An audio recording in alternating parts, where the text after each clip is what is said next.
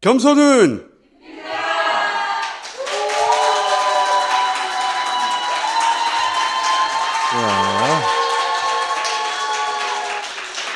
다스베이다 346회 시작하겠습니다.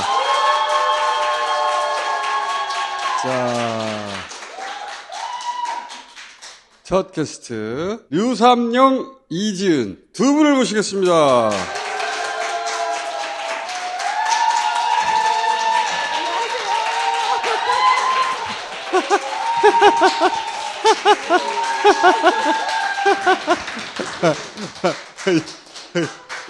이거 뭐예요, 이거? 저의 집회 아이템입니다. 집회 아이템? 나가면 놀이동산에서 산 건데 거기에다가 저희 76세 노모께서 야 뭐라도 해야 되지 않겠나 이래서 윤석열 파면이라고 써서 붙여주셨어요. 그래서 그걸 들고 많이 나가고요. 요거는 이 안경으로 말씀드릴 것 같으면 미래를 보는 안경입니다.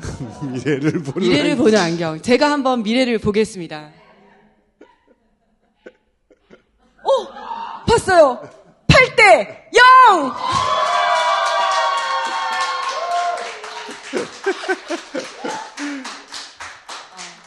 아니, 본인은 변호사 자격증도 따고, 네.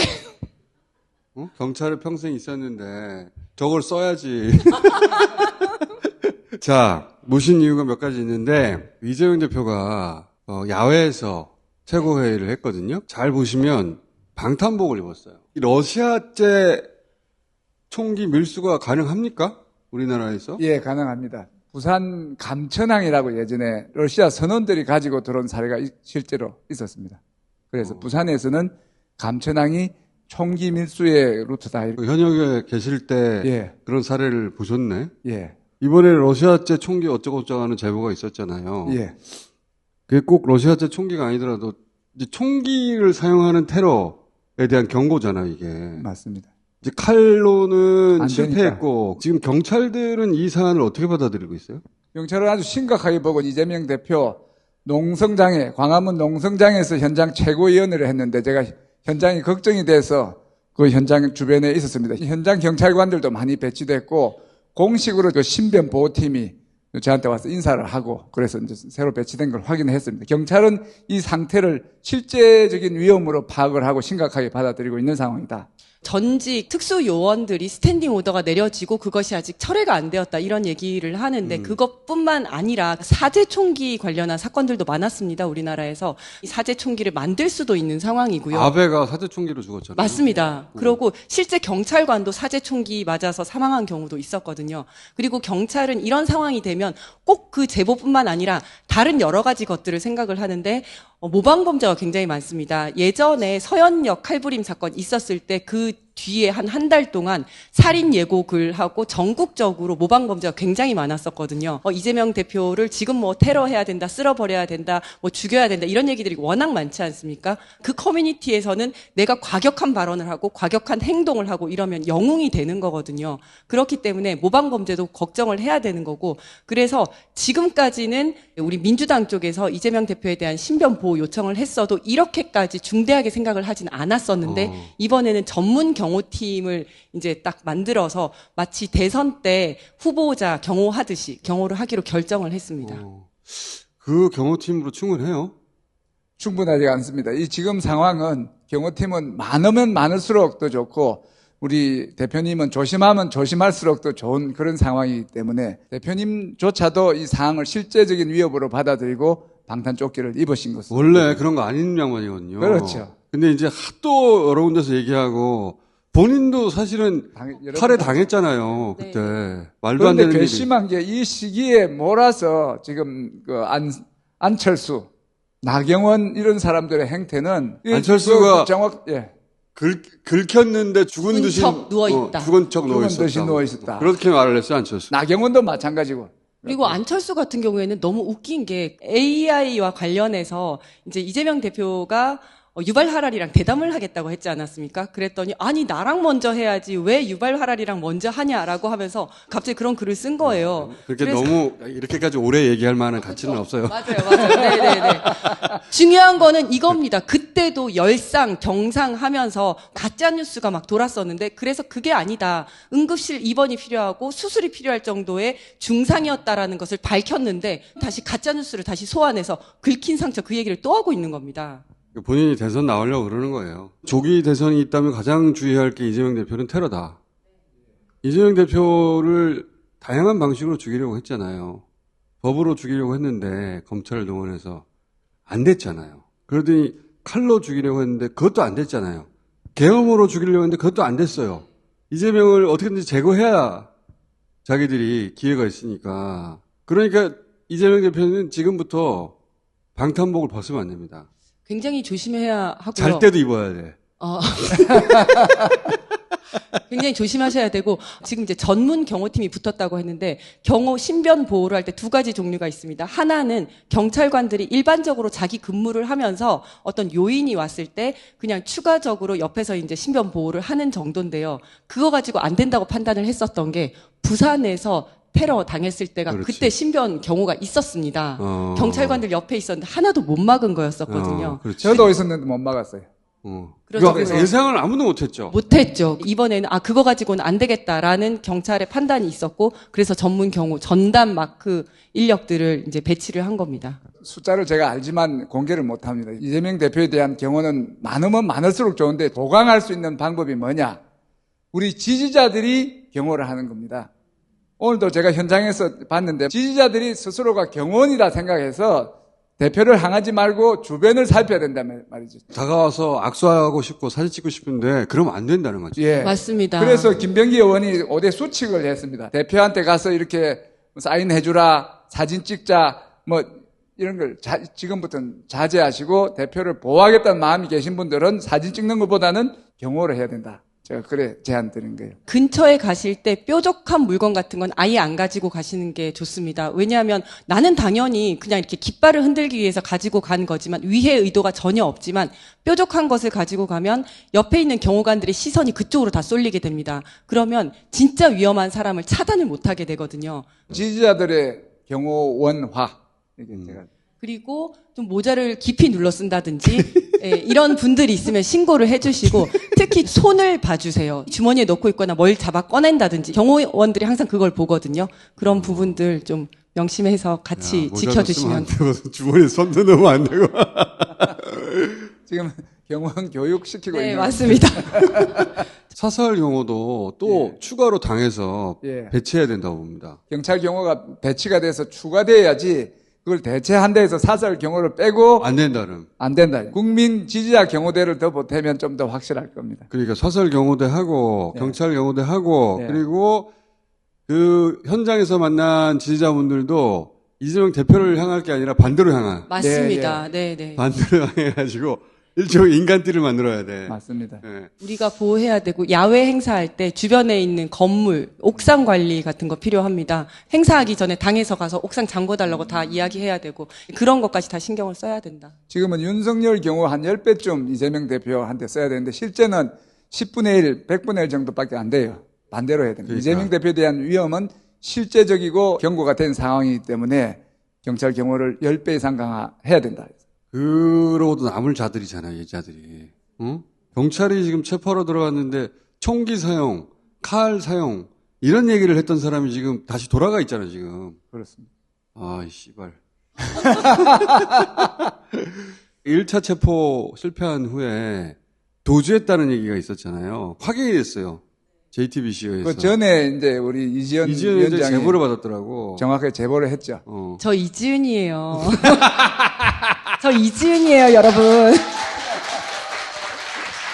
제가 나름 구체적으로 얘기했는데 아무도 기자들이 저한테 연락이 안 왔거든요. 그런데 이번에 이 일 있고 나서 기자들이 계속 저한테 연락이 오더라고요. 그렇지, 네, 다시 막, 확인하니까 네, 이제는. 네, 어? 물어보더라고요. 그때 그 얘기 했었거든. 육안으로 확인했다. 네, 그런데 특이하게 왔더라.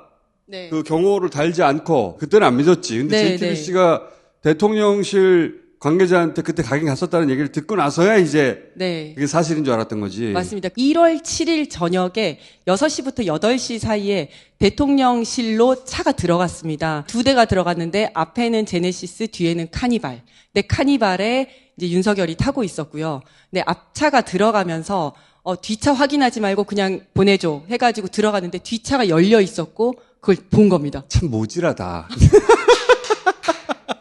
아니 머리를 쓴다고 쓴 게 승용차가 아니라 카니발에 탔는데 뒷차 확인하지 마. 응? 그냥 보내줘 했는데 그렇게까지 했는데 모질이 하여간 그걸 봐버렸어 사람들이. 저도 다음 날 그 얘기를 들었습니다. 그랬는데 다음 날 1월 8일 날 안규백 의원도 도주서를 그때 말씀을 하셨거든요. 그분도 뭔가 들은 게 있었던 거야. 맞습니다. 그때 대통령실은 사실 무근이라고 막 발뺌을 했었는데 네. 도망간 거예요. 그러니까 체포 들어온 거 보고 네. 야 이거 내가 이 근처에 있다가는 잡힐 수도 있다. 네. 도망갈 곳을 찾자. 그래서 그 지하 벙커에 가봤다는 거잖아요. 네, 네. 근데 이제 우리 이지은 위원장 이야기는 그런 도피처도 찾았겠지만 거기 가서 CCTV 증거인멸을 하려고 한 게 아니었냐. 저는 그럴 가능성이 높다고 사람이 참 생각을 의심이 하는데. 많아. 상대는 윤석열이지 않습니까? 모든 걸 다 의심을 해야 되는데 예전에 벙커로 쓰이던 곳이라고 해요. 거기 벙커에 숨어 있을까라고 생각해서 둘러보러 갔을 수도 있는데 CCTV가 쫙 있는 곳입니다. 상황실이라서 거기서는 이제 대통령실뿐만 아니라 공관저 CCTV도 다 볼 수 있고 자기 아버지 산소를 비추는 CCTV까지 설치가 되어 있거든요. 이거 좀 불안한데 싶은 거 찾아서 지우지 않았을까라는 생각이 들고 또 한 가지 가능성은 내가 어디까지 보일까 이런 거 궁금해서 그런 이유들 때문에 가지 않았을까 생각을 합니다. 참 의심이 많아. 윤석열에 대한 믿음이 1도 없어 사람이. 없습니다. 없습니다. 지금 생각해보면 총 쏘라 칼 쏘라 이 제보도 정확했던 걸로 봐야 되는 거예요. 네. 그때 이걸 다 마치 루머처럼 취급했거든요. 설마 대통령이 도망갔겠냐? 도망갔어. 다음 날 와가지고 그 카메라 앞에 나서지 않았습니까? 나 그러니까 도망가지 않았어. 그때부터 도망갔다는 얘기가 막 나오니까 나 도망가지 않았다고 카메라 앞에 일부러 나오는 순간 나는 처음에는 반신반의했거든요. 관저가 가장 안전할 텐데 코앞에까지 왔으니 체크하러 나갔나? 반신반의했는데 도주설이 퍼진 그 다음날 카메라 앞에 찍히라고 나왔잖아요. 근데 네. 그거 보고 알았어. 아 머리 짧은 것들. 그때 그 말씀 하셨어요. 그러니까 저걸 딱 보니까 나 도망 안 갔다고 말하려고 나온 걸 보니 도망갔구나. 걔네들은 생각이 진짜 짧거든요. 자, 지금 경찰 분위기는 어때요? 지금 고요한 것은 태풍 직전에 고요합니다 하고 지금 상황에서도 경찰은 엄청난 그 초과 근무, 동원되는 부대의 수가 한 50% 늘었고 초과 수당 청구된 숫자를 봐도 50%가 넘고 우리 경찰이 지금 기동대원들 위주로 보면 하루 주간 근무하고 야간 근무하고 비번 휴무를 이제 이틀을 쉬고 이틀을 근무를 하는데 지금은 주야 해서 쉬지 않고 계속해서 하는 강행군을 하고 있고 특히나 지방에서 한 번씩 동원돼서 올라오면 지방에 여기에 8시에 올라 그러면 새벽 2시, 3시에 출발을 하는 거예요. 그래서 완전히 막 엄청난 피로도가 쌓여 있고 지금 휴가 같은 거 다 잘리고 있고요. 디데이가 정해지면 그 전에 뭔가 좀 이제 정리를 하겠는데 디데이가 안 정해지니까 매일매일 최고의 긴장 상태를 가지고 있다 보니까 피로도가 극에 달해 있는 상태. 그리고 거기에다가 예전에는 소위 말해서 뻗치기만 하면 된다 이런 생각이라면 지금은 실질적인 어떤 위협을 느끼고 있습니다. 그러니까 서부지법 서부지법에서 난동 서부지법에서 사건 때. 경찰들이 그렇게 많이 그 앞에 지키고 있는데 밀고 들어가 버렸잖아. 경찰들도 듣도 보도 못한 폭도거든 진짜. 네. 법원을 건물을 깨고 들어가 상상도 못했는데 그렇게 했잖아요. 네. 그리고 그때 굉장히 이제 심하게 다친 직원들도 있었거든요. 끝나야 되는데. 박근혜 때 63명이 이제 부상을 당했다 하는데 박근혜 때보다 더 극렬하게 지금 행동할 것이다 해서 그 한 2배, 3배 이상의 피해, 사상자가 예상이 되는 그런 엄중한 사태라서 힘들기도 하고 또 한편으로는 이 막 중국 경찰 아니냐 하고 고생하는 경찰을 마음적으로도 힘들게 하는 그런 언행들로 더 힘들게 하는 상황. 맞아요. 실제 경찰옷 똑같이 입고 있는데 너 중국 사람이지 중국말 해봐 이런다는 거예요. 미치겠다 진짜. 기가 차는 노릇이죠. 근데 윤석열을 지금 탄핵을 기각한다고 이거 말도 안 되는 진짜. 제가 종편에 나갔었는데요. 거기는 분위기가 기각되는 분위기예요. 진짜 기각이야 각하야 자기들끼리 이러고 있어요. 3명은 확보됐고. 네, 맞아요. 한 명 뭐. 한 명 정도 더 해가지고 각하까지 시키나? 이러고 있어요. 네, 맞아요. 그래서 3명 기각에 1명 각하면 이걸 각하로 봐야 되나 기각으로 봐야 되나 이런 얘기하고 있어요. 와, 완전 우리랑 완전 딴 세상에 있구나. 거기는 윤석열 돌아오는 걸 기정사실로 하고 있어요. 우리 진영에서 100% 8대 0인데 시간 문제다 하는 거하고 저쪽에서는 기각이냐 각하냐를 걱정하는데 기각이 확실하고 예. 각하까지 가야 된다 이러고 있어요.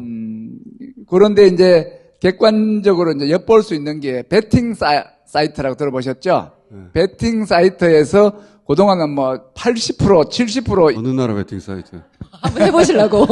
AI를 기반으로 해가지고 한다고 뭐 해갖고 어느 나라 건데요? 예. 지금 찾아볼게요. 아니 지금 경호실 직원들 분위기가 너무 안 좋다는 거예요. 대선 경호실도. 네, 대통령 경호실이 1차 체포 시도가 이제 무산되고 나서 차장 주재하에 다 모임을 했었는데 본부장과 부장들 딱 모아놓고 자 어떻게 생각하는지 얘기하라고 했을 때 3부장이 거기에서 이거 우리 이제 협조해줘야 되는 거 아니냐라고 하면서 우리 직원들 나 이제 휴가 보내겠다. 김성훈 차장은 뭐 사퇴해라. 그런데 그때 바로 직위 해제 됐었거든요. 그 직원이 이번에 해임 결정이 났습니다. 그렇죠. 네, 이 직원부터 시작해서 지금 안에 분위기가 너무 안 좋고 그런 일을 겪고 나서 윤석열이 돌아왔는데 윤석열을 경호할 마음이 나겠냐고. 진심에서. 탄핵이 되면 대선이에요, 바로. 대선이 이제 엄청나게 치열하겠죠. 그런데 만약에 기각이 되잖아요? 그러면은 2년 내내 난리가 나는 거예요. 2개월이 아니라 그거는 있을 수 없는 일이거든요. 기각이 된다는 거는 언제든지 상시 계엄 면허권을 받았다 이런 착각을 할 그러니까 사람이에요. 말도 안 되지. 그래서 수거 대상들은 언제든지 수거할 수 있다 이렇게 되는 거예요. 왜 저를 보고 얘기하십니까? A급. 아니 그리고 민주당 의원들은 언제 개임할지 모르니까 그냥 국회에서 살아야 돼요. 다. 경제 다 죽는 거지 진짜로. 근데 지금 경찰에서도 이번 주는 나올 거라고 예상했던 것 같더라고. 인근 학교에는 벌써 이제 뭐 임시휴교가 돼 있던 상황인데 지금 계속 임시휴교가 늘어나고 있는 그런 거예요. 이번 주 초에 날 거라고 생각을 해가지고요. 지난주 말에 필요한 부대들은 빨리 올라와라 해가지고 부대들이 조금 움직였었거든요. 대통령 권한대행도 치안 안전관계 장관회의를 이미 해갖고 이번 주라 생각을 해서 각 부처별로 지시를 다 했었습니다. 최상목? 네, 최상목이가 최상목이가 뭘 알아요? 시키는 대로 하는 자인데. 제가 듣기로는 박근혜 때 헌재 연구관들도 몰랐다고 해요. 8대 0으로 선고할 것은 선고하는 거 듣고 알았답니다. 그들도 모르는 거를 우리 따위가 어떻게 감히 짐작을 하겠다고. 8대 0인 거 몰랐고 전날 탄핵이 인용되는 것 같다 분위기상 이렇게 알았고 8대 0은 선고 듣고서 알았다는 거예요. 8대 0은 8대 0인데 만장일치로 이제 의견을 통일하는 게 선고되고 난 직후에 있는 혼란을 최소화하고 이런 계산으로 우리는 참고 견디고 있는 거지 않습니까? 그런데 저쪽에서는 8대 3이냐를 4대 4, 5대 3을 갖고 4대 4까지 지금 하려고 한다. 5대 3인데 그래서 문영배 재판관이 빨리 민주당에다가 마은혁 재판관 빨리 임명하라고 해라라고 해가지고 지금 그거 기다리고 있고 그래서 이제 이재명 대표와 그 국회의장과 등등이 이제 계속 마은혁 재판관 해라 안 그러면 최상목 뭐 탄핵하겠다 이런 얘기 지금 나오고 있는 거라고 근데 이렇게 분석을 하고 있더라고요. 근데 마은혁 재판관이 여기 그 선고에 참여하려면 변론을 제기해야 돼요. 그렇죠. 4월 중순에 현재 재판관 2명, 그것도 진보적 재판관 2명 임기가 다 한다고요. 그러면 그 나머지 2명을 누가 임명해? 윤석열이 임명해요. 그러니까 그 설은 바보 같은 설이에요. 그러니까요. 마은혁 재판관 임명해야 하는 것은 헌법을 어기고 있으니까 최상목이 지키지 않으니까 법 지키라고 이야기하는 거죠. 그렇죠. 당연히 법 지키라고 이야기를 하는 마은혁 거죠. 재판관이 임명이 돼서 정말로 선고에 관여하려면 변론을 제기해야 돼요. 변론을 제기해서 윤석열 얘기를 다시 들어야 돼요, 우리가. 그리고 그건 하세월이 될 수도 있어요. 맞아요. 그리고 정말 걱정이 되는 게 광주에서 한 분 돌아가셨잖아요. 그리고 벌써 시민단체라든지 야당 국회의원 분들 이제 단식 농성하는 것도 벌써 10일이 넘어가면서 119에 실려가고 이런 일들도 벌어지고 있는데 여러 가지로 너무 걱정이 되더라고요. 아니, 여론조사 꽃에서 지지난주부터 우리가 15,000명하고 3,000명 조사를 시작했단 말이에요. 돈 엄청 쓰셨더라고요. 그러니까 이게 길어지면 이거 어떡해? 이거 우리 딱 계산해가지고 시작했는데 이거 정작 대선 때 쓸 돈이 없게 생겼어. 큰 기업들도 의사결정을 못하고 있어요. 중요한. 경찰 수사들이 조금 지금 지연되고 있는 것들이 있습니다. 정광훈 수사라든지 아니면 극우 선동했었던 여당 의원들에 대한 수사가 그리고 다른 국무위원들 수사들도 다 멈춰 있어요. 네, 멈춰 있는 영태는도 게 멈춰 있어요. 지금 다 약간 눈치 보고 있는 거예요. 그래서 다 지금 멈춰 있어요. 대한민국이 네, 거의. 맞아요. 제가 서울시당 소상공인 위원장인데 이 경제가 지금 계속 깔아앉아서 소시민들은 죽을 지경인 이 상황이 이제 연장이 되고 경제도 있는 죽을 지경이고 우리도 죽을 지경이고. 정말 죽을 지경입니다. 저도 또- 피곤해 죽을 지경인데 네. 진짜로 죽을 지경인 사람은 그 어려운 사람들이에요. 자, 일단 여기까지 해놓고. 저는 윤석열 라인 마지막에 알박기 인사 팍 했잖아요. 소용없는 짓이라고 봐요. 왜냐하면 윤석열 라인도 이러다가 탄핵되면 국물도 없거든요. 그쪽도 그냥 눈치 보고 별 힘을 발휘하지 못할 것이다. 헌재에 대해서는 비난도 하지 말고 압박도 하지 말라는 게 민주진영의 그동안 스탠스였는데 이 참을성의 한계가 오기 시작한 것 같아요. 죽을 것 같아요.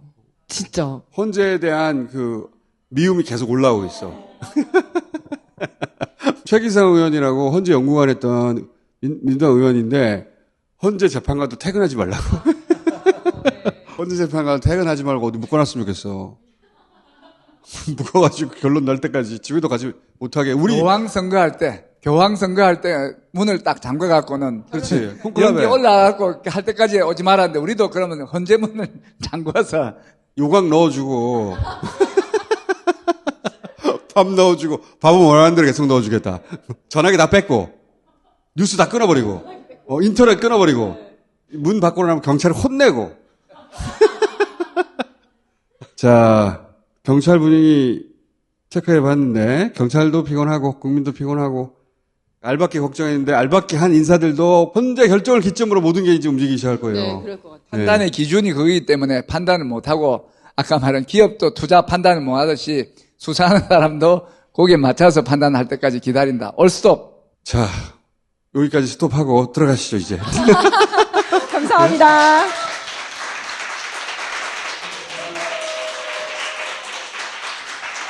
자, 현재 상황이 그러하다는 겁니다.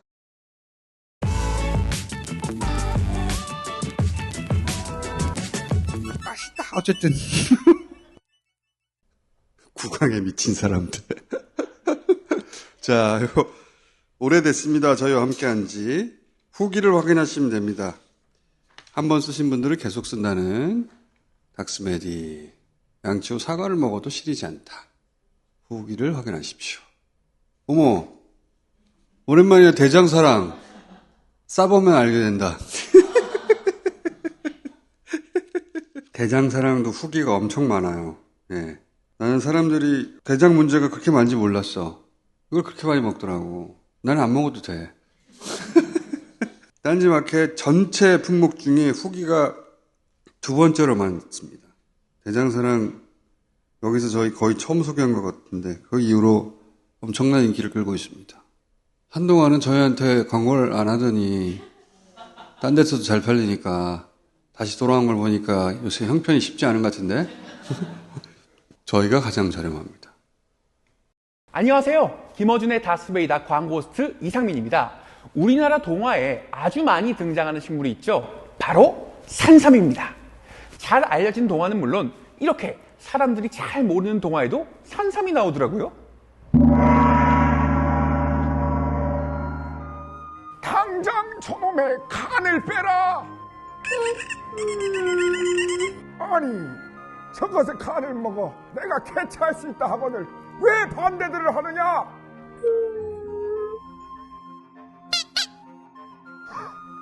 그럼 나도 어쩌라고? 뭐야? 이거 좋은 거야? 네, 토끼간보다 훨씬 더 좋죠. 사람이 씨를 뿌렸다는 것만 다를 뿐 산삼처럼 자연에서 자란 산양산삼으로 만들었으니까요. 지리산에서 농약 없이 비료 없이 7년을 키운 산양산만 100% 담아서 압도적인 사포닌 함량을 자랑한답니다. 지금 바로 딴지마켓에서 홍삼값에 구매하실 수가 있습니다. 이상민이었습니다. 이번에는 민주당의 똘똘이. 민주당의 대표적인 정보 분석가 박선원 의원을 모시겠습니다.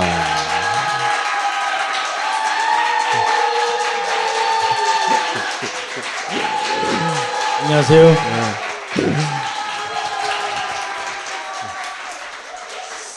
사실 계엄 전까지만 하더라도 박선원 의원 몰랐어요. 여기 나와가지고 여러 가지 오버했는데 오필이 잘 안 됐어요. 네. 오바라도 안 하면 어떻습니까? 아, 저분이 좀 말이 많구나. 예? 네. 그랬는데 계엄이 터지고 나서 눈부신 활약을 했잖아. 일단 박수 한번 칩시다. 오늘 두 가지 이유로 모셨는데 하나는 MBC 단독으로 윤석열이 전쟁까지 일으키려고 했다. 또 하나는 사람을 얼마나 죽이려고 했던가. 대표적인 민주당의 정보 분석가로서 헌재 판결은 어떻게 될 것 같느냐. 우선 윤석열이 계엄의 명분으로 예. 북한이 포를 쏘는 예, 그 상황을 일으키려고 무던히도 노력했어요, 보니까. 그렇습니다. 연평도 포격 기억하시죠? 2010년에. 그때 북한이 연평도 왜 포격을 했냐면 우리가 사격 훈련을 하고 있었어요. 작년 여름에 북한이 연평도 포격을 빌미 삼았던 그 지역, 똑같은 지역에다가 더 많은 무기를 쏟아부었어요. 그러니까 연평도 포격 다시 한번 하라는 거죠. 그렇죠. 남북한 간에 이제 워낙 서로 군사적 대치가 오래됐었기 때문에 한쪽에서 이렇게 움직이면 저쪽에서 어떤 식으로 반응한다 하는 그런 경험이 쭉 쌓여 있잖아요. 방금 이제 말씀하신 대로 연평도 그 지역에 한 200발 정도 자주포를 쏘아대면 북한에서 반드시 반응을 할 것이다. 이때까지 그래 왔으니까. 네. 근데 한 100발 더 쏴라 해가지고 한 300발을 쐈단 말이에요.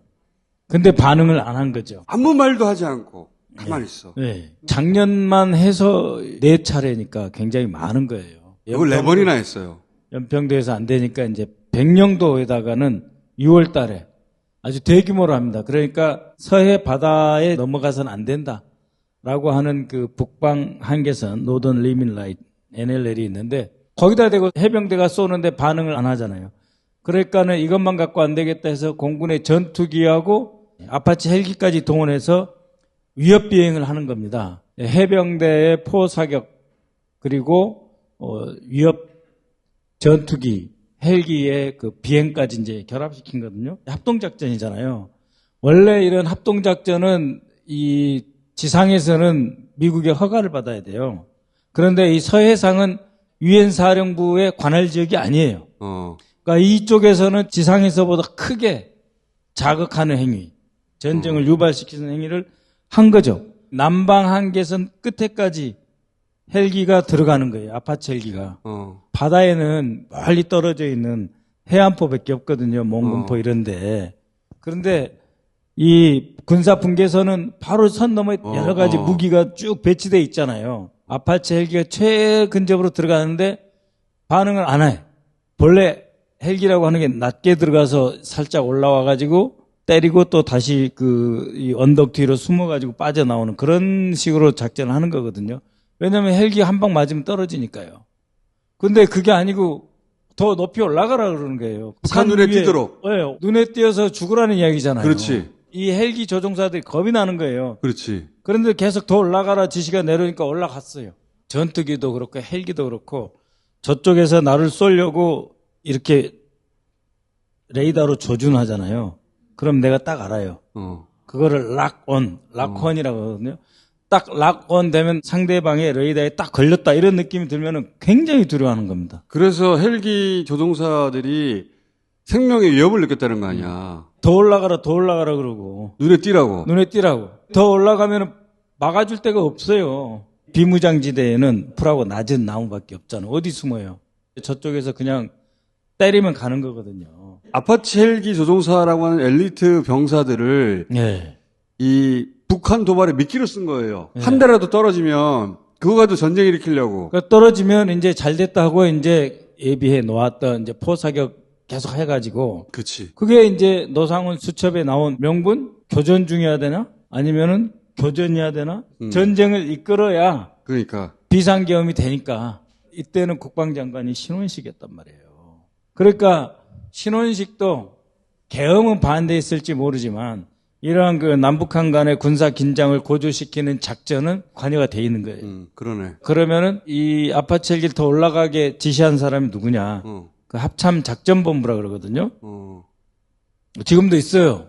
그 본부장이.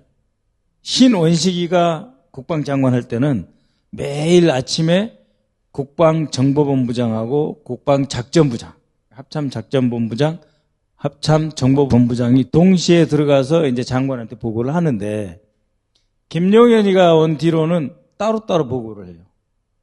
하나씩 부르는 거야, 하나씩. 그러니까 너 둘이도 정보 교류를 하지 말라는 거지. 그것은 뭐냐? 더 많은 비밀 공작을 지시한다는 거죠. 그렇게 해서 도발을 그러니까 유도하려고 했던 거죠. 저쪽도 감청 능력이 꽤 되거든요. 요새 남쪽 군이 좀 이상하다 하는 걸 느꼈을 거예요. 느꼈으니까 철도를 파괴하고 담을 쌓아버렸지. 네. 올라오지 말라고. 남침 얘기하는데 북한은 북침의 위험을 느낀 거예요. 상정도 하기 싫다고 말하는 게 달리 한 말이 아니야 보니까. 자기들 정보 분석으로는 뭔가 일으키려고 한다. 그렇죠. 경의선을 아스팔트 가운데다 구멍을 뚫어가지고 폭약을 집어넣고 그걸 흙을 다시 덮어서 폭발을 시켰거든요. 북침하지 말라는 거예요, 그리고 지금. 자기들도 안 내려온다고. 그러니까. 근데 그 구멍을 정확하게 그 군사 분계선보다 한 15에서 20cm 위에다가 쭉 뚫어놓은 거예요. 근데 굳이 여기에다가 40발을 쏩니다, 또. 여기다가 그러니까. 또 대놓고 40발을 쏴요.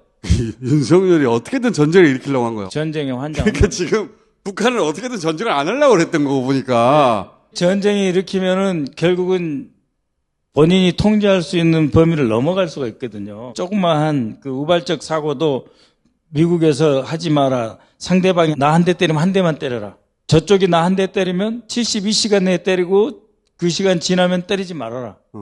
그게 이제 자위적 방위의 범위거든요. 그러한 그 유엔사가 만들어 놓은 교전 규칙이라는 거. 그런 거 안 지키는 거죠. 어떻게든 교주를 일으키려고 하는 거죠. 네. 전시가 되면 전시 계엄해가지고, 싹 쓸어버리겠다 이런 이야기예요. 그 다음에 MBC가 단독 하는 내용인데, 이거 진짜 무서운 이야기예요. 군에서 영현백이라고 시신을 담는 가방, 바디백. 그거를 군이 계엄 있던 때 3,000개를 추가 구매했다는 거예요. 어디 부대에서 그걸 주문했냐면 2군단에서 했다는 거 아니에요. 네, 2군단. 노상원 수첩에 보면은 오음리가 있어요. 네. 2차 수거에. 네. 그 2차 수거 해가지고 오음리에서 3,000명은 죽는다고 생각한 거야. 네. 와, 처음에 그랬었거든요. 사람들이 왜 오음리지? 그랬었는데 김병주 의원이 또 이 근처에서 군 생활을 했더만요. 네. 여기가 첩첩산중이래요. 네. 첩첩산중에다가 2차 수거한 다음에 네. 이 오음리 부대에서 이 3,000개를 주문해 놨다는 거잖아요. 3,000명이 죽는다고 생각한 거지. 이미 재고가 1,850개가 있으니까 그렇지. 합치면 5,000개예요. 5,000개네. 수첩에 보면 명단이 있거든요. 명단이 쫙 있죠. 나중에 청와대 행정관 출신, 명, 전교조 출신, 주사기 이재명 가지고. 가로 열고 쪽 놈들. 그러니까 한 사람이 아니라. 이재명과 그의 사람들이라는 뜻이죠. 그렇죠. 단체 이름들이 많이 있어요. 민노총 몇 명이야 도대체. 네. 정의구현 사재단. 교황청이고 뭐고 신경 안 쓰는 거예요. 그러니까 그렇죠. 진작에 그 말 하셨잖아요. 그 명단을 자세히 보면 이거는 수천 명 이상이다. 제가 6,000명이라고 한번 계산했는데. 그렇죠. 네, 6,000명 왜냐하면은 이상이다. 문재인 정부 시절에 비서관 했던 사람들, 뭐 네, 장관 했던 청와대 행정관 사람들 이상. 쫙 다 더해 보면은 이거 네. 5, 6천 명 된다고 그러셨거든요. 예, 그 6,000명. 숫자 계산이 맞는 거예요. 예, 예. 전교조도 다 아니고 전교도 뭐 지부장 정도 되는 책임 있는 사람들만 해도 그런 사람들을 계산해 보고 지금 그 바디백 몇 개 있어? 한 2,000개 있습니다. 한 3,000개도 구매해. 이렇게 된 거 아니야. 그런 거죠. 하필이면 어디다? 2차 수거하라는 곳에서 이거를 3,000개를 구매했다는 거 아니야. 오늘 육군에서 항변 내지는 설명이랍시고 중기 계획이라고 하는 게 있어요. 5년 동안 앞으로 국방비를 어떻게 운영할 것인가. 근데 이거 3,000개 더 사는데 2만 원 곱하면 6천만 원밖에 안 되거든요. 무슨 계획이 필요했어요. 이런 거는 소모품비라서 그냥 있는 돈 그냥 쓰면 되는 거거든요. 그리고 왜 그걸 2군단이 하는 거야? 2,000개도 사실 적은 숫자가 아니거든요. 그러니까요. 우리나라에서 언제 평지에 2,000개 쓸 일이 있어요. 아니 왜냐? 재고로 계속 남아있던 거에다가 3,000개를 다 한 건데 보좌관들한테 평균 얼마 죽냐. 그랬더니 60에서 70명이 죽는데요. 이런저런- 사고, 질병 다 해가지고. 어. 그러면은 사고, 질병으로 하면은 어떻게 이송해요? 일단 119에다가 잘 모시고 가서 병원에서 사망을 하기 때문에 총 맞아서 현장에서 죽어가지고 저런 바디백에 넣는 경우는 매우 드물어요. 많이 잡아서 70명이 1년 내에 사망한다고 해도 실제로 저렇게 바디백에 안 집어넣어요.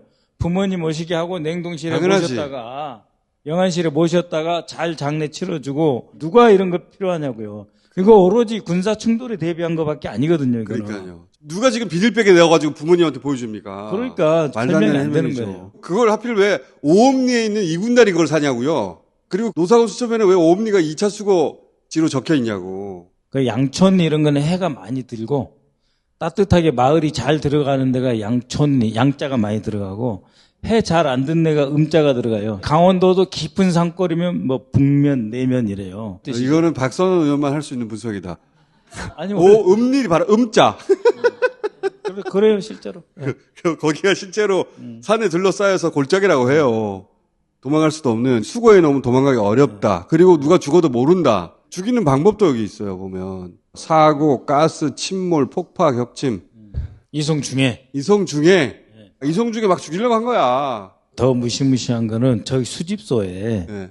A등급, B등급, C등급 있잖아요. 그러면 막 섞어 놓으라고 그랬어요. 그건 무슨 이야기인 줄 아세요? 이재명, 박선원에다가 막 섞어 놓으면은 군인들이 모르니까 아무렇게나 막 쏴버려도 되잖아요. 일부러 섞어 예를 들면 국회의원만 뭐 한 50명 딱 모아놨다. 그러면 망설일 수 있으니까. 아무리 특공여단이다 해도 내가 아는 사람들이 우리 엄마 이재명 좋아하는데 뭐 이럴 수 있잖아요. 그러니까 이 수집소에다가 A, B, C를 섞어서 운영하라고 돼 있어요. 저는 이동 중에 죽이는 거고 수집소에 온 이후에 죽이는 방법도 있어요. 폭파도 있고 화학약품도 있잖아요. 네. 독설하라는 건데 그 밑에 용역업체도 있네. 여기 용역업체라고 용역업체. 써있거든. 나 이 말 들으면 제일 겁나. 오비들 암살조 이런 거하고 살짝 관련이 있는 말이거든, 저게. 이게 무시무시한 수첩이거든요. 네. 이게 헌재 증거로 제출이 안 됐어요. 증거로 채택이 지금 안 돼 있고. 헌재 재판관들이 이거 다 봐야 되는데 네. 무시무시한 내용이에요, 진짜. 사람을 진짜 많이 죽이려고 한 거예요. 기왕에 말 나왔으니까 이야기하면은 헌재 재판관들 만약에 기각시키면 절대 윤석열 정권에서 안 봐줘요. 기각시켜준 사람은 뭐 따로 봐줄 것 같아요? 저는 헌재도 그렇게 없애버릴 안 거라고. 봅니다. 국회도 해산하려고 그랬는데. 너 지난번에 나한테 질문 이상하게 하더라? 우리 편인 줄 알았는데? 그리고 HID 군복. 그거 영화 촬영용이라고 해명했었는데. 예. 영화 촬영용을 누가 그렇게 정밀하게 만드냐고. 북한 군복하고 똑같이 만들려고 굉장히 디테일하게 지시가 내려갔거든요. 예. 그렇죠. 영화 촬영용이면 우리 일반인들은 모르기 때문에 그렇게 안 해도 돼.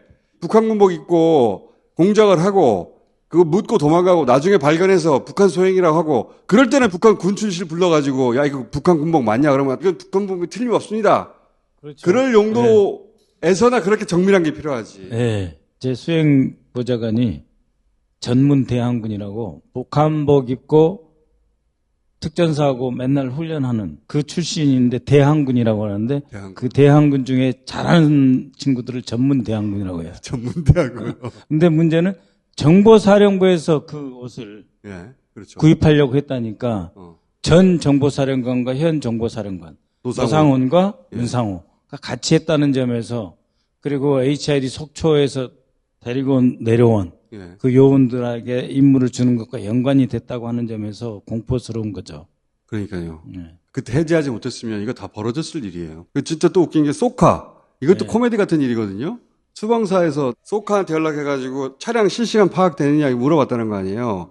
그거를 정확하게 용도를 모르겠더라고요. 공작 내지 작전에 군용 차량을 이용하지 않고 그런 차량을 이용해서 뭐 이송을 한다든지 소카 실시간 위치 파악이 되느냐 물어봤다는 거거든요.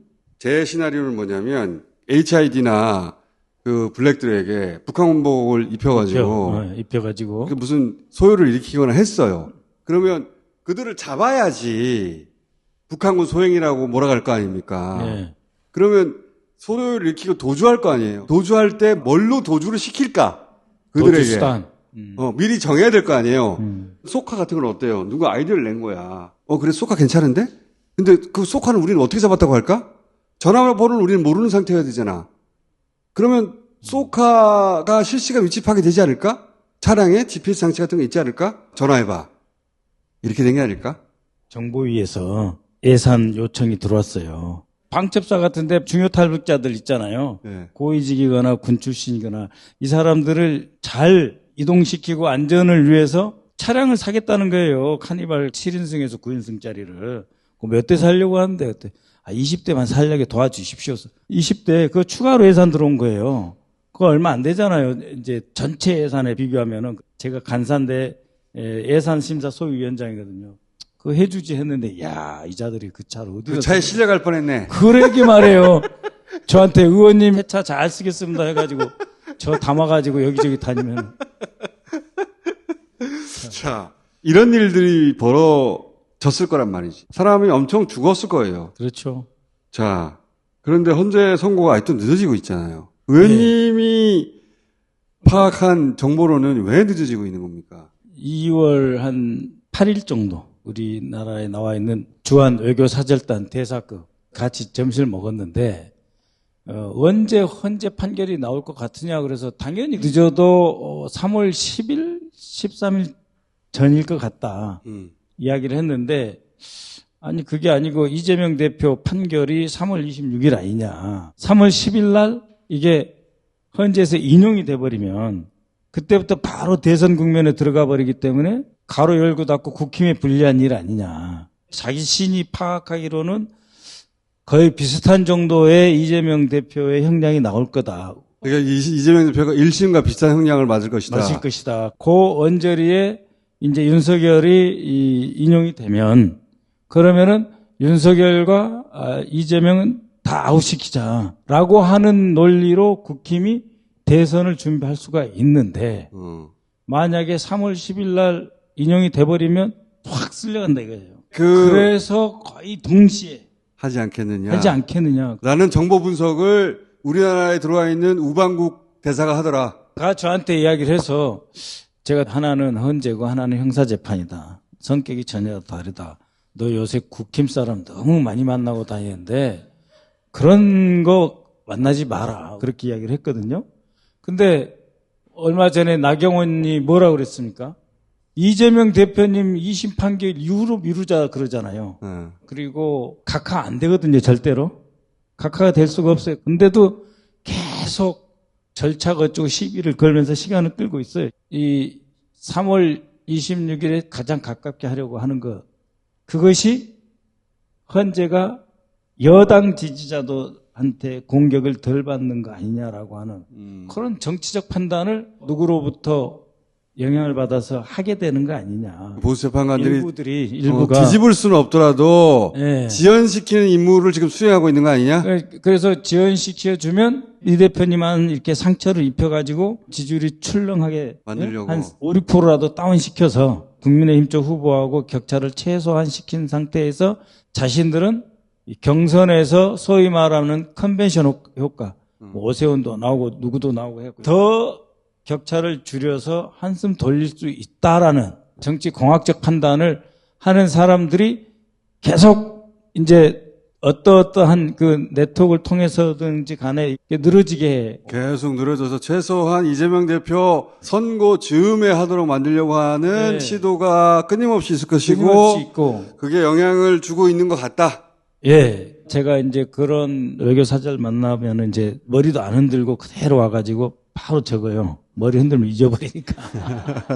그래서 그때 적어둔 메모가 다시 생각나셨구나. 다시 읽어봤어요. 그동안 제가 생각했지 못한 단어를 제가 써놓은 게 있더라고요. 그게 뭐냐면 인용이 일찍 돼서 대선 분위기가 확 쓸려가 버리면 그러면은 끝난다는 거죠. 제3자 관점에서 네. 양쪽 얘기를 들어보고 네. 아 이쪽의 의도는 이거구나라고 지금 의원님한테 알려준 거야. 예, 그게 이제 2월 8일경이니까 벌써 오래됐네. 원시 시대 이야기죠. 우리도 전략이 있으니 우리 윤석열과 국민의힘을 버리지 말아달라.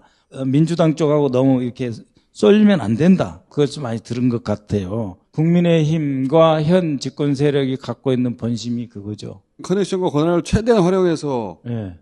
그 어떻게든 지연시키려고 하는 건 사실인 것 같고요. 예. 평의를 종결하면 또 문제가 뭐냐면 이제 그 편결로 넘어가자 하는 회부를 해야 돼요. 네.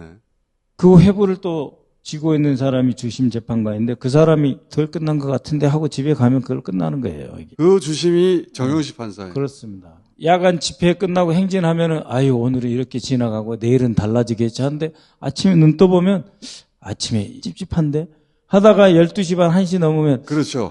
그게 지금 3주째야 지금 이게. 그런 상황입니다, 지금. 근데 전 세계 헌법재판소 있는 데가 한 20여 개국 된다는 거 아니에요? 그쪽이 다 보고 있대요, 지금 빨리 하라고. 영문판 지금 받아볼 생각하고 있고. 자기들도 참고하려고. 네, 왜냐하면 그 나라도 이런 경우는 거의 없거든요. 헌법재판소 있는 나라들이 아주 역사가 험악했거나 독일처럼 헌법이고 뭐고 무시하는 그 파시즘의 고통과 역사의 그 흑역사를 지녔던 나라거나. 우리나라 거 참고하려고 하는 거예요. 예, 예. 그래서 박근혜 때 헌재 선고문도 다 번역돼서 나왔어요. 예. 대통령이 실제로 탄핵되고 파면되는 경우는 거의 없어요. 자, 지금 우리가 들은 것은 박선원 의원이 2월 초에 들었던 우방국 한 대사가 국민의힘 쪽에서 전해 들은 국민의힘 전략을 되돌아봤더니 그걸 실행에 옮기고 있었구나. 근데 자기들 때로 다 되진 않아요. 그랬으면 윤석열이 계엄도 실패하지 말았어야 되고 부산 엑스포도 유치됐어야 되고요. 총선도 이겼어야 되고 체포도 되지 말았어야 되고 구속도 되지 말았어야 되고 기소도 되지 말았어야 되거든요. 다 뜻대로 되진 않아. 근데 최근에 중요한 걸 한 방 성공시켰어. 탈옥을 시켰잖아요.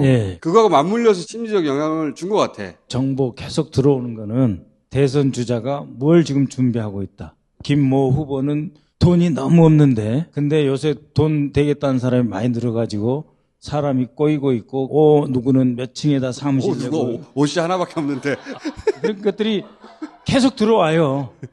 계속 저들도 대선을 간다고 생각하고 있거든. 자 출발하면 확 뛰어야 되니까요. 오늘 또 들어온 것 중에 하나는 그 국힘의 대표급 당대표인지 원내대표인지는 제가 말 안 하겠는데 가서 윤석열이가 탈옥해가지고 가서 인사를 드리러 갔어요.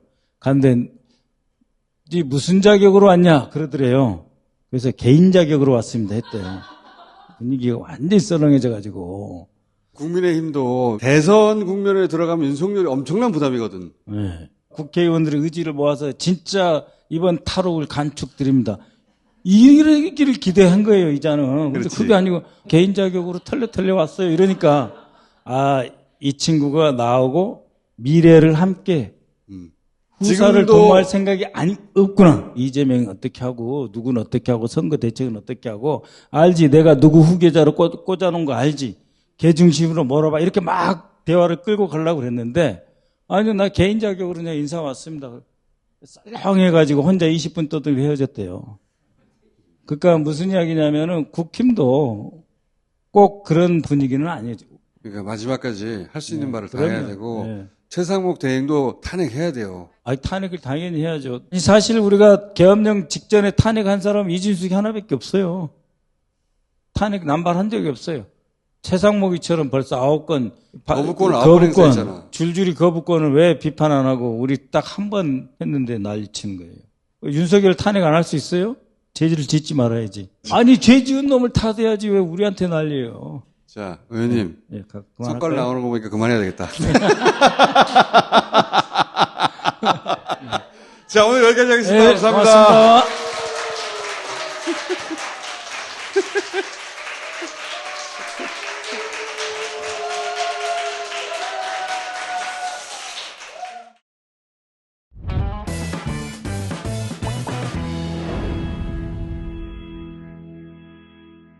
알랑밀리아. 예. 자, 한정수량 특별 할인. 가끔씩 확 몰아서 이럴 때가 있죠. 자, 무알콜 와인.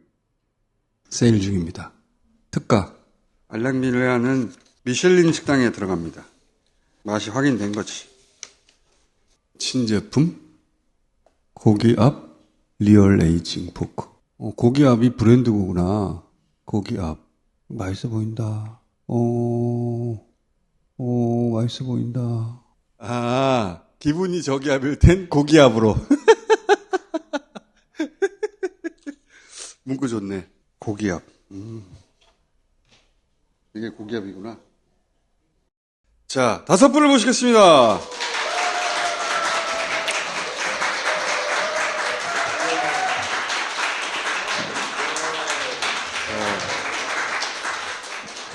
일단 먹고 합시다. 자, 먹고.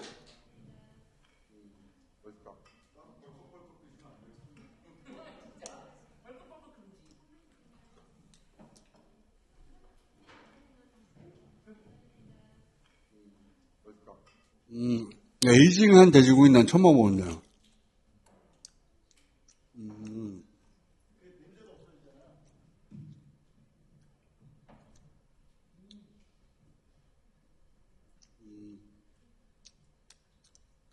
네, 제가 말씀 좀 드릴게요. 다들 먹기만 해. 여러분들 오늘 처음 만나보시는 돼지고기일 겁니다. 이 돼지고기는 리얼 에이징이라고 하는데 드라이 에이징을 한 고기예요. 돼지고기. 다스베이다 한정 홈파티 팩으로 나와 있는 게 돼지고기 중에 듀록이라는 품종이 있고요. 그리고 이제 버크셔라는 품종이 있는데 정말 맛으로 승부하는 오직 여러분의 혀끝으로 승부하는 고기입니다. 양지열 변호사님은 이거 뭐야? 라고 하시는 거예요. 아까 대기실에서. 이게 무슨 부위야? 이게 돼지고기인데 처음 먹어보는 맛. 그 모든 거를 잊게 해주는 그런 맛이 바로 고기 앞. 한 번 먹어보시면 또 먹고 싶을 거야. 그런데 또 살 수가 없어요. 요것도 이제 물량이 들어와야지만 구매하실 수가 있기 때문에 다음 입고 시기는 3개월 후 지금까지 먹어본 돼지고기는 잊어라. 너무 맛있죠? 어떠신가요? 지방하고 살코기의 비율이 굉장히 좋습니다. 먹다 보면은 바삭한데 씹고 이빨이 안으로 들어가면 지방층하고 만나가지고 부드럽게 미끄러져 들어가는. 웬일이야? 약간 도움이 돼. 맛이 기가 막히다 일단.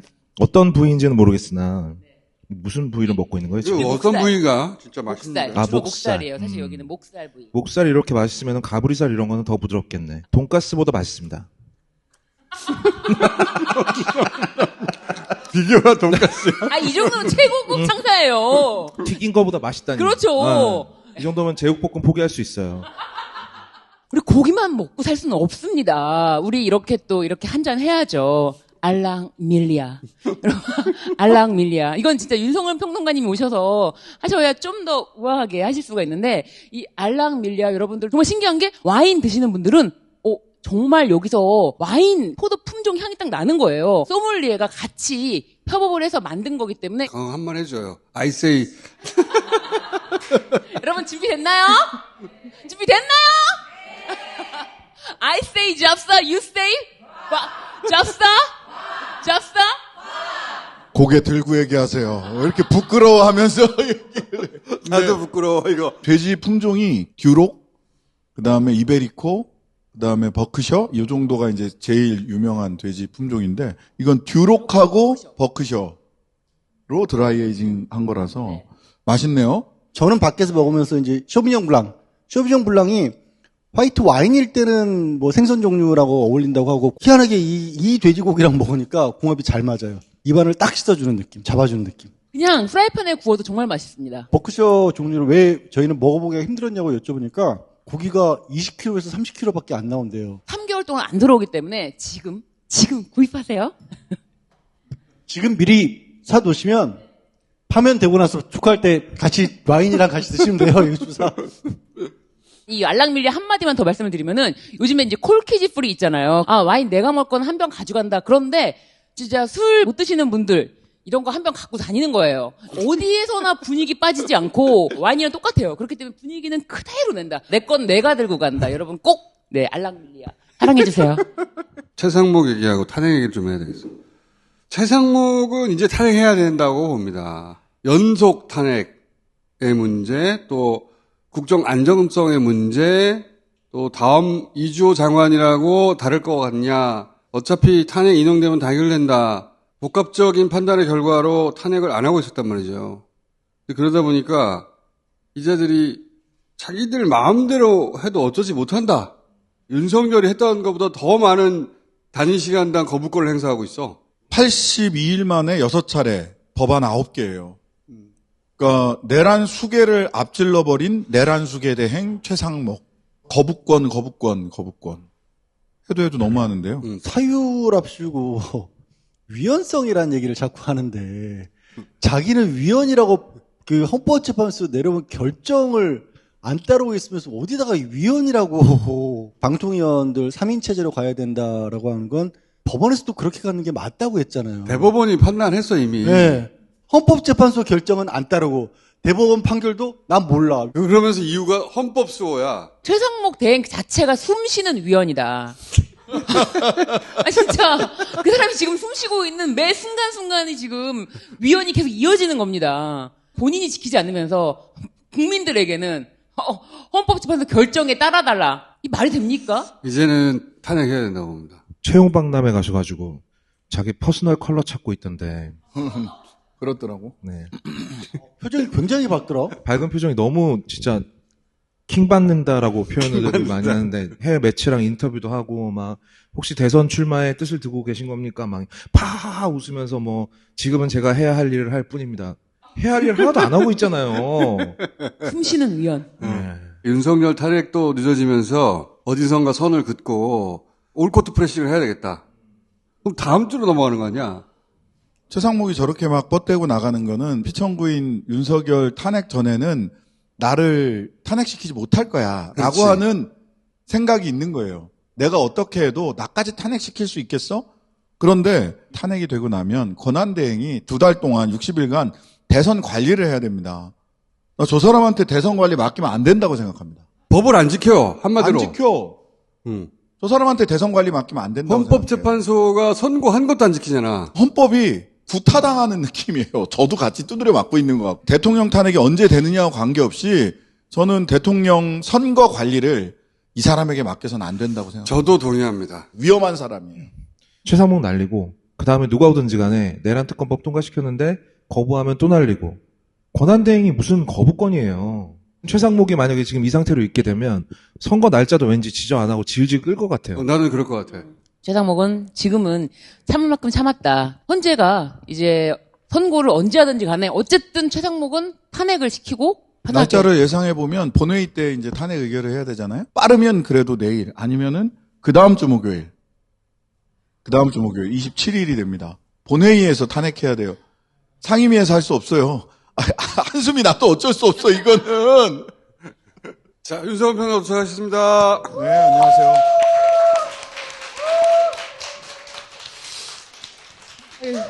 복이다. 이 드라이에이징. 오씨 구경하기도 힘든데 이거. 됐어 봐. 네. 구경하기도 힘든데. 어이씨 막 어이씨.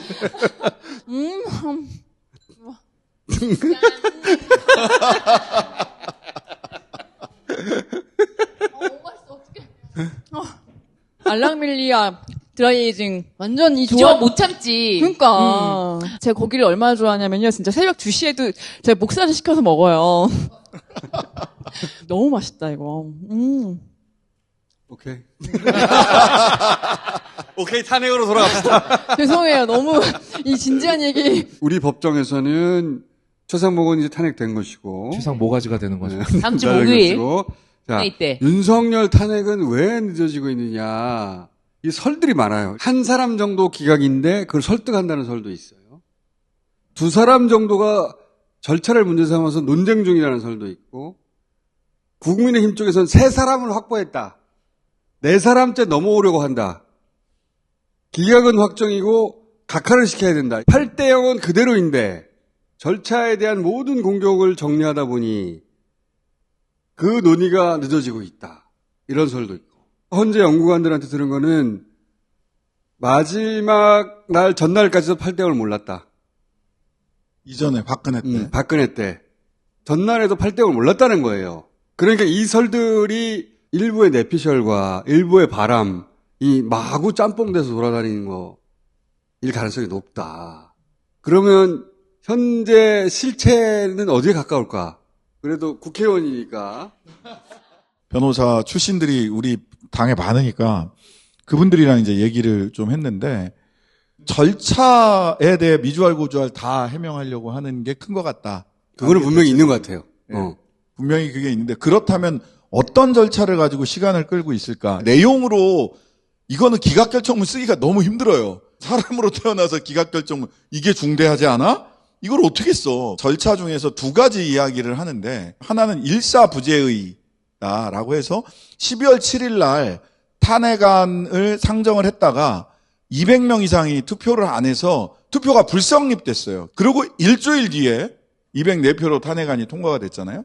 그러면 일사부재의는 한 회기 안에 같은 안건을 부결된 안건을 처리할 수 없다. 되게 그럴듯해 보이잖아요. 두 가지가 잘못됐어요. 첫 번째, 같은 회기가 아닙니다. 12월 7일까지는 정기국회였고요. 12월 14일은 임시국회예요. 그 다음에 두 번째로 부결되지 않았어요. 투표가 아예 불성립된 거예요. 그렇지. 투표 불성립에다가 같은 회기가 아니었는데 그럼에도 불구하고 시간을 늦춰야 되겠다라고 생각한 사람이 법기술이 들어가면 중간에 쉼표만 있었을 뿐이지 같은 문장 안에 있는 거다 말하자면 이런 식의 주장을 할 수는 있다라는 거 하나. 그 다음에 하나는 검찰 피신조서. 검찰에서 이진우 같은 사람이 검찰에서는 아우 나 체포명령 받았어요. 그래놓고 험재 법정에 나와서는 그와 다른 취지의 얘기를 했잖아요. 형사소송법이 바뀌어서 검찰에서 그렇게 자기가 다 해서 사인했다고 하더라도 법정에서 나 이거 부인합니다 라고 하면은 증거로 쓸 수가 없거든요. 근데 헌재에서는 그것도 나 증거로 쓸 수 있어. 옆에 변호사도 있었고 동영상도 다 있는데 무슨 소리야 라고 얘기를 했는데 이걸 가지고 한두 사람이 우기기 시작하면 시간이 한정없이 지체될 수는 있어요. 검찰에 가서 했던 진술들은 너무나 분명하게 윤석열의 지시고 이걸 뒤집을 방법이 없는데 검찰에 가서 했던 진술 전체를 날려버리면 그러면 헌재에서 나와서 했던 말만 가지고 판결해야 되니까 훨씬 뒤집기가 쉽다. 이 판단이거든요. 나도 그런 비슷한 얘기 들었는데. 근데 그렇다 하더라도 지금 너무 길잖아. 그렇긴 해요. 근데 두 번째 부분은 우기기 시작하면 설득이 잘 안 되는 측면이 있긴 있어요. 하지만 그럼에도 불구하고 저는 두 번째 부분은 헌법재판소에서 평의를 통해서 쓸 수 있다라고 정리를 했어요. 이미 한번 했단 말이죠. 8명에서 합의로 결정한 걸 또 뒤집는다는 거는 어려울 것 같고요. 내용은 정해졌다. 절차가 아니라 선관위 감사 못한다. 독립기구라서. 근데 군인 보냈다. 있을 수 없는 얘기다. 그보다 더 심각한 거는 이창수 서울지검장을 비롯해서 3명의 검사를 이 탄핵한 게 잘못이 아니다라고 헌법재판소에서 그렇지. 이미 결정을 8대0으로 내렸어요. 그렇지. 줄탄핵이라고 했죠. 탄핵 때문에 얘가 계엄했다. 이 계엄의 정당성이 안 되는 거거든요. 일반 어떤 법정에서도 예를 들어 살인죄 같이 무거운 범죄. 근데 누가 봐도 명백해 보이는 범죄. 그게 오히려 판사들은 더 까다롭게 따집니다. 하나하나를 다 증거를 더 엄격하게 따져요. 왜? 처벌이 강력해야 되니까. 그 헌법재판소 재판관들 입장에서도 대통령을 날리는 거잖아요. 그냥 날리는 게 아니라 사형 아니면 무기징역밖에 없는 정도의 범죄로 결정을 하는 거잖아요. 그래서 그 궤변들에 대해서조차도 논리적으로 반박을 하려니까. 그렇게 해가지고 한번 평의를 해서 어느 정도 중지가 모아졌는데 다음날 또 똑같은 문제 제기를 한다든가. 그럴 수 있어요. 그러니까 의도적으로 지연시키고 있는 거 아닌가? 저는 그럴 개연성이 있다는 거예요. 증거 능력 문제를 가지고 얘기를 하면 정말 끝도 없이 할 수 있어요. 그런 식으로 의도적으로 시간을 지연시키려고 하는 의식적 노력이 있는 게 아닐까. 쟁점이라는 것들도 그 정도 수준에 도달한 법관들이 모여서 회의를 하기 시작하면 벌써 3주나 됐기 때문에 정리가 됐어야 되는데 나왔던 게 또 나오고 하는 게 아닐까? 곽종근 사령관 부인한테 압력을 가했던 사람들이란 말이지. 그런 사람들이 헌재 재판관을 그냥 지켜만 보고 있을 리는 없고 전방위 압력을 가했을 텐데 윤석열이 석방되는 걸 보고 나서 봐라. 응? 우리가 윤석열을 석방시켰지 않느냐. 심리적 영향을 받지 않았을까? 법률적 영향은 있을 수가 없는데. 그렇게 생각할 것 같아요. 그러니까 어떻게 보면은 지기현 판사와 우리는 급이 다르다. 그리고 헌재 재판관들이 어떤 사건을 처리할 때 급하게 내리는 것처럼 보이는 건 별로 안 좋을 수 있다. 이런 식으로는 생각할 수 있을 것 같아요. 힘을 본 거지, 힘. 검찰이 즉시한 거를 아무도 안 할 리 없다고 생각한 걸 안 했잖아. 그럼 힘이 작동한 거란 말이야, 힘. 힘도 힘인데 강남 3구에 사는 헌법재판관이라고 생각을 해보면 사랑하는 이웃들과 척지면서 살고 싶지 않다. 평생 살아왔던 바운더리 내에서 배신하는 거 아닌가 내가? 네. 봐라. 응? 저 검찰총장이랑 판사 결국 윤석열 풀어주지 않니? 너도 그렇게 해야 돼. 라는 식의 압박을 전방위로 가족 받을 수 있어요. 전반적인 그 동네의 분위기라는 게 있잖아요, 분위기. 뭐 친구를 동원한다든가. 그래서, 야, 척지고 살지 말고, 이 동네에서 노후를 잘 보내야 되잖아. 자식들도 여기서 다 키웠고, 선거 손주들도 이후도 키워야 인생이 되잖아. 있잖아. 뭐 이러면서. 선거 이후에도 인생이 있잖아. 이러면은, 그분들은 약간 그런 게 있거든요. 내가 결정하고 내가 판단하면 그게 하늘의 뜻이고 이게 법의 정신이다. 8분 중에서 몇몇 분은 정말 나는 정이고 내가 생각하는 게 법이다라고 생각하시는 분이 계세요. 다 뒤집지 못하더라도 최소한 내가 지연시켜야 되는 건 아닌가? 최상목이 지금 행동하는 건 그런 이유 때문이라고 봐요. 헌법재판소에서 재판관들마저도 저는 그것까지는 생각하고 싶지 않아요. 그건 아니라고 봐요, 진짜. 저는 그런 사람도 있다고 봅니다. 그런 사람이 있어도 결정에 영향을 못 미칠 거라고 봐요. 근데 그런 사람이 이걸 다 뒤집지는 못할 거라고 생각해요. 시간을 지연시킬 수 있을 거예요. 이재명 대표 재판 2심 결과 나오는 그거를 26일까지. 기점으로 삼으려고 하는 거 아닌가? 공부 잘하는 사람들은 기본적으로 약간 쫄보 베이스가 있다라고 봅니다. 여기에 반대되는 논리를 펼쳐서 자손 만대의 이름이 남는 걸 과연 할 수 있을까? 그들 세상에서만 살면 욕이 안 들려. 변론 종결 후 한 달 정도 후에 선고하는 것이 보통 일반적인 사건 처리할 때 그 정도거든요. 여러 가지 불안 심리가 있으니까 이제 그런 생각도 하는 게 아닐까. 그래서 절대 저는 믿고 있습니다. 저도 네. 믿습니다. 네. 변론 종결 후 한 달 뒤에 선고하는데 왜 우리만 그렇게 빨리 할 필요는 없지 않느냐. 국민들 생각을 좀 하라고. 들숨의 불안, 날숨의 분노야. 정말 너무 힘들어. 지금 단식하고 계신 분들도 있고. 이게 기각되면은 내가 보기에는 사람들이 못 받아들이는 수준을 넘어서서 이제 폭발할 것 같아요. 그때야말로 저항권이 발동하게 폭발할 것 될 거예요. 같아요. 저는 상상조차 해본 적이 없는. 그걸 어떻게 받아들이고 윤석열을 어떻게 대통령으로 받아들이겠어. 우리가 잡고 싶은 돼지가 이 돼지가 아니잖아요, 지금. 비교하지 마. 비교하지 말라고. 그쪽도 에이징은 좀 돼 있을 것 같아가지고. 에이징. 다양한 설들을 가만히 들어보면 일말의 팩트가 있어요. 일말의 팩트 플러스 자신의 해석이 있고 그리고 희망사항. 희망사항이 섞여 있어요. 그리고 그 희망사항을 가진 사람들끼리 그 뉴스를 계속 돌려. 근데 그 헌재 재판관들 입장에서 만약에 연락을 받았다고 칩시다. 보수 재판관인데 저쪽 진영에서 되돌아가 슬쩍 물어보면 그 사람들이 기대하는 쪽에 대답을 일부라도 해주고 싶지 않을까? 또는 객관적인 이야기를 해도 그쪽에서는 그거를 희망회로가 돌아가요. 예를 무슨 들어서 얘기를 해도. 절차 얘기를 좀 하고 있다. 절차 때문에? 각하네? 그럼 각하야? 이렇게 몇 돌리는 명이나 거지. 되는 거야? 그 이야기를 가지고 또 부풀리고. 근데 8대0을 만들지 않으면 선거를 안 할 기세야, 지금 보니까. 국민의힘 비대위원장하고 원내대표가 각하라고 하잖아, 각하.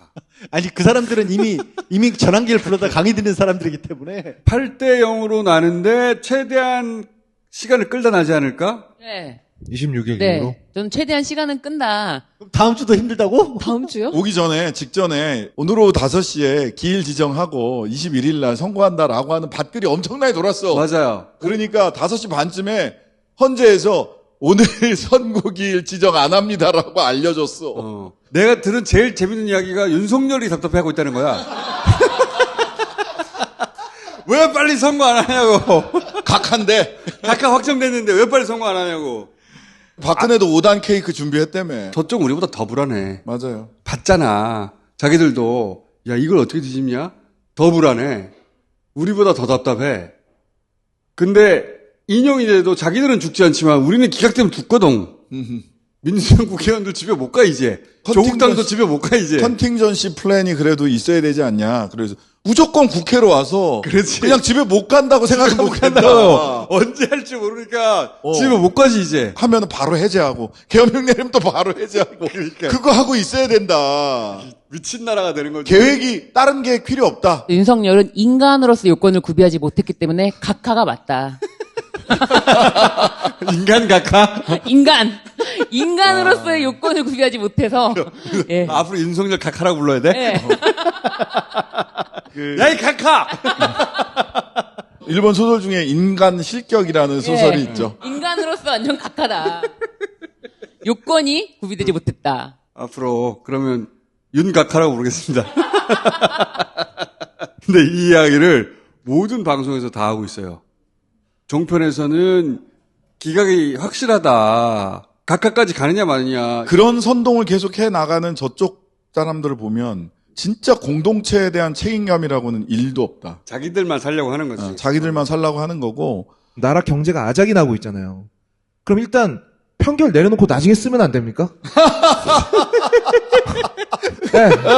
그 얘기는 각하. 지금 그쪽의 분위기는 당장 국민의힘 의원들부터 전환기라고 정광훈이 말하는 거에 반대되는 얘기를 못하고 있어요. 하물며 그 바닥에서 평론하거나 방송 패널이 거기서 어떻게 인용돼야 될 사안이다 얘기 못해요. 그래서 진짜 소리 듣거든. 네, 거기는 진짜 밥줄이 끊기니까 그렇게 해서 조선일보 구독자들이 떨어지고 있잖아요. 조선일보 아시죠? 조선일보 그냥 그 톤앤무드가 완전히 바뀌었어. 네. 그렇지. 걔네들은 협박은 잘해요. 네. 헌재 재판관들도 자기들이 알고 있는 모든 수단을 다 동원해서 협박하고 있을 거예요. 그렇게 저는 추정하는 바인데 그래서 팔땡이 뒤집힐 거냐? 저는 그렇게는 생각 안 해요. 그건 뒤집히기 어려워요. 그런데 그냥 있으면 안 된다. 할 수 있는 것을 다 해야 된다. 다. 네. 합법적으로 할 수 있는 모든 일을 다 해야 된다. 조국혁신당이 삼보일배를 해서 광화문 이순신 동상 앞에서부터 헌재까지 갔단 말이죠. 이틀을 했는데 경찰에서 이제 그만하시죠. 저희들 너무 힘듭니다. 경찰도 너무 힘들어서 죽으려고 하더라고. 그러니까 경찰도 다 힘들어. 그쪽 사람들이 집회에서 보이는 행태는 우리와 달라요. 다르지. 예, 그냥 무조건 들이받고 무조건 천재야 욕하고 거기는. 막 그런단 말이에요. 저도 헌재 앞에서 기자회견을 하고 황운하 의원이랑 식사를 하러 가는데 황운하다 신장식이다 그러더니 식당 앞에까지 유튜브 이걸 들고 쌍욕을 하면서 계속 생중계를 하면서 쫓아옵니다. 그러면은 슈퍼챗이 쏟아지거든. 네. 그러니까 경찰이 너무 힘들다고 가드를 못 해주겠으니까 그만하시라고. 우리는 뭘 해야 되잖아. 그래서 만배를 하고 있어요. 만배. 그 앞에서 이순신 장군 동상 앞에서 우리가 할 수 있는 건 다 해야 되는 거야. 할 수 있는 거 다 해야 돼요. 할 수 있는 건 다 해야 돼요. 네. 민주당도 그렇고 수요일 밤입니다. 수요일 밤 9시에 민주당도 그렇고 조국혁신당도 그렇고 광화문에서 비상의총해요. 이번 주 안에 안 나오면 비상이라고 다들 얘기했거든요. 비상 상황이 맞는 거야 지금. 그러니까 할 수 있는 걸 모든 걸 다 해야지. 다 해야 돼요. 절도 하고 걷기도 하고. 사실 야당 대표가 21세기 대한민국에서 방탄복을 입고 나온다는 게 말이 됩니까? 윤석열이 만든 세상이 이런 세상이야 지금. 어떻게 방탄복을 입고 나와 야당 대표가 대한민국에서 대낮에. 근데 그게 이상하지 않잖아 우리가. 지금 저분들 앉아있는 건 안 이상해요 지금? 21세기 대한민국에 지금 방송하는데 지금 이게 뭐야. 경호원들하고 내가 매일 자야 되고 씨발. 저쪽도 이걸 막으려고 온 힘을 다하는 거예요. 이쪽도 온 힘을 다해야 돼요. 온 힘을 다 해야 됩니다. 끝까지. 게다가 요즘에 그구들이 이제 막 자기들도 지쳤어요. 네. 지쳤어. 근데 일을 많이 지칠 벌어요. 때까지 기다리는 건가? 저는 그렇게 생각이 그구들도 들더라고요. 지쳤어 걔네들도. 아, 지치는 걸 기다리는 거야? 재판관님들이 사람들이 좀 지칠 때를 기다려서. 근데 새로운 해석이다. 네, 진짜로요. 네, 이 얘기가 실제로 커뮤니티에 돌고 있어요. 그러니까 이게 이제 오히려 일베에서 돌고 있어요. 헌재에서 일부러 시간을 끄는 거다. 걔네들도 지치거든. 우리를 지치게 만들려고 일부러 헌재에서 시간을 끌고 있다. 애들 밤에 일찍 재우고 싶으면 낮에 막 뛰어놀게 하는 것 같이. 강아지 재우려고 막 산책시키는 거. 저쪽도 지치기는 우리보다 더 지쳤어요. 지쳤죠. 네, 더 지쳤기 때문에 우리가 지친 기색을 내보이면 안 돼. 그럼요. 우리는 팔팔한 척 해야 돼. 야, 1년을 해봐라, 우리가 지치나. 그렇지. 고기 먹고 힘내. 파면되면 내가 뭐를 하려고 하고 있냐. 삼부토건 확실히 덮어야죠. 검사들이나 법관에 대한 탄핵이 잘 인용이 안 되잖아. 법 왜곡죄를 다음 주에 발의를 해야 되겠다. 그 다음에 하나 더 지금 구상하고 있는 거는 헌법 위반죄 이런 거 만들어야 되지 않을까. 맞아. 헌법을 최상목이나 이렇게 헌법을 정면으로 위반하면, 왜냐면 헌재는 집행력이 없어요. 수사권도 없어요. 뭘 할 수 있는 게 없어. 근데 그러니까 대놓고 배제하면은 이때까지는 근데 어떻게 할 수가 없어. 헌재 판단을 다 따랐거든요. 네. 집행력이 없어도. 그러니까. 근데 이번에 이 미친 새끼들은 대놓고 다 대놓고 그냥 배제. 그래놓고 헌법을 준수해야 됩니다. 헌재 결정을 따라야 됩니다. 얘라이 헌법을 정면으로 이렇게 이런 거는 태형으로 하자. 태형.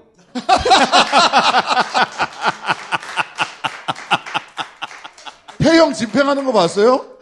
저기 저 아시아 쪽에 가면 태형 싱가포르 이런데 태형이 있어요. 가죽 바지를 입게 하고 엉덩이를 내오게 한 다음에 거기를 때려. 그리고 나서 태형 집행용 바지가 있어. 이 약을 발라준 다음에 다음날 또 해요.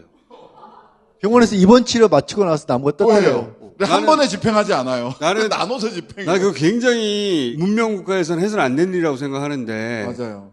그런데 헌법을 어길 때는 태형으로 쳐야 된다고 봐. 명예형에 가까워요.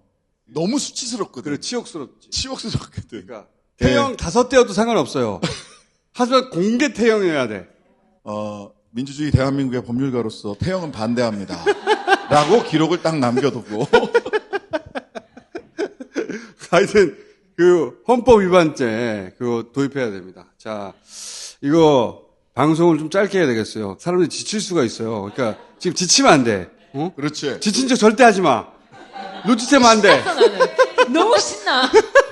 자, 여기까지 하겠습니다. 네, 감사합니다. 네.